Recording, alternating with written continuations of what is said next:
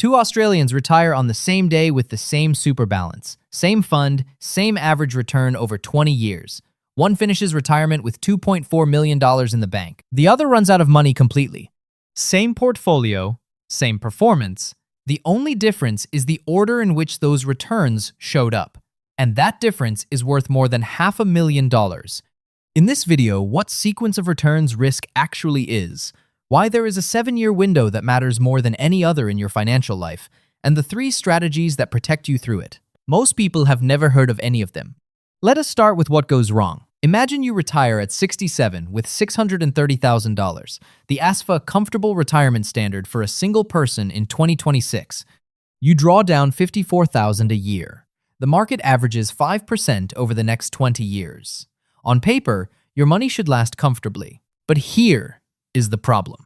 If the market drops 20% in your first 2 years while you are still pulling $54,000 out, your balance crashes to around $400,000 before it ever gets a chance to recover. Those withdrawals lock in the loss permanently. The maths never catches up.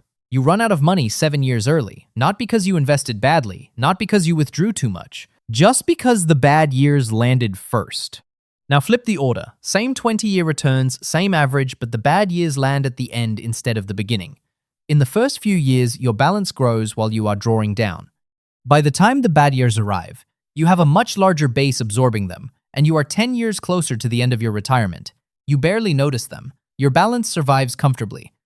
That is sequence of returns risk in one sentence, not how much the market moves, but when it moves relative to the moment you start withdrawing.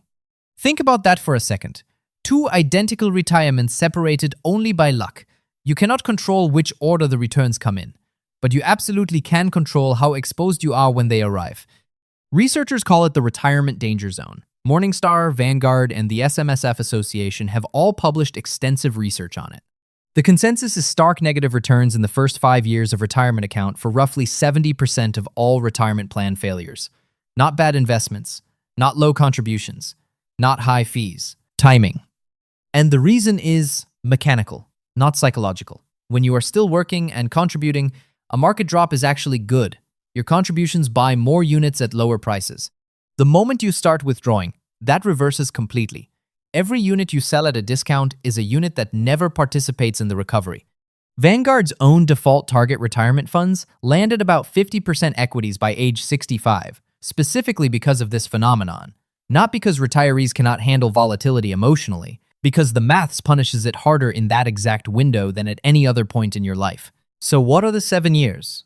3 years before you retire and 4 years after. What you do inside that window determines whether your super lasts 25 years or runs out at 78. Let us walk through each one. Year minus 3. This is where the work starts, not at retirement, but 3 years before it. You review your total super balance, check your asset allocation, and start building a cash buffer. The target is 2 full years of living expenses sitting in cash or near cash by the time you stop working. If you need $54,000 a year, that means $108,000 you want sitting completely outside the market before retirement day arrives. If you have a large allocation to growth, and most Australians in their early 60s still do, this is the year to begin shifting toward a more defensive position. Not all at once, gradually. Year minus 2. You stress test your drawdown plan against a worst-case scenario. What happens if the market drops 30% the month you retire? Can you still cover your spending without selling growth assets at a loss?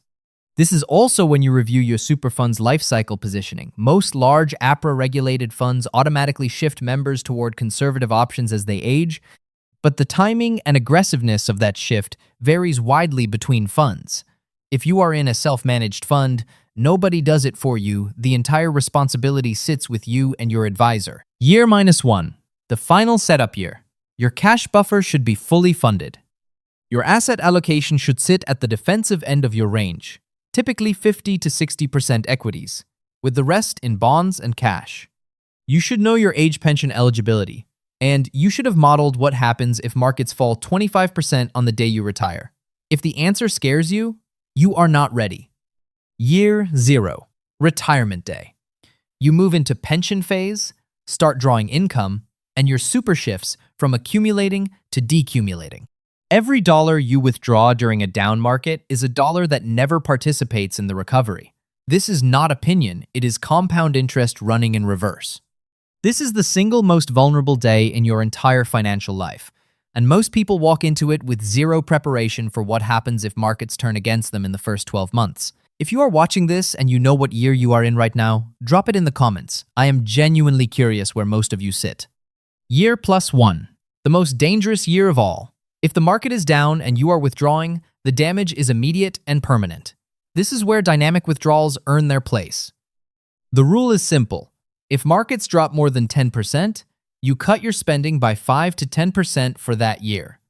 That single adjustment, spending a little less when markets fall, can extend your portfolio's lifespan by 5 to 7 years, according to Vanguard's research. One decision, 5 to 7 extra years of income.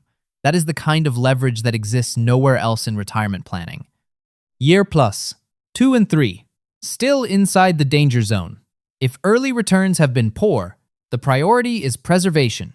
Keep withdrawing from your cash buffer and bonds, and do not touch your growth assets. If early returns have been strong, the pressure eases significantly.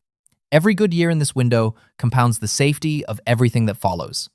A strong first 3 years effectively buys you permission to take more risk later, because the base you are drawing from is bigger than the one you started with. Year +4. The danger zone is closing. If you have navigated years 1 through 3 without selling growth assets during a crash, your portfolio has likely built enough buffer to handle volatility for the rest of your retirement. This is when many advisors recommend gradually increasing your equity allocation back toward 55 to 60%, the strategy known as the bond tent or rising equity glide path. But here is a detail that almost nobody mentions. The bond tent actually works better right now than it did for the past 15 years. With Australian bonds yielding 4% plus at the short end, the defensive slice of your portfolio is finally generating real income again. That was simply not true during the zero-interest era from 2009 to 2021.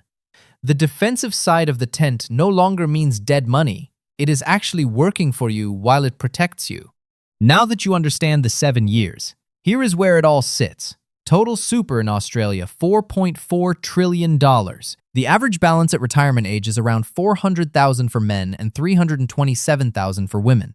ASFA says you need $630,000 for a comfortable retirement as a single person, or $730,000 as a couple. The median balance at that age sits around $250,000. Most Australians retire well below those ASFA targets, which makes the danger zone even more critical, because there is no margin for error. Sequence of returns risk does not mean you should panic or stop investing in growth. It means there is a 7-year window where the order of returns matters more than the size of returns. The cash buffer, the dynamic withdrawal, the bond tent, those 3 strategies exist for this exact problem, and none of them require you to predict the market. They just require you to be prepared for it. The people who understand them retire with confidence.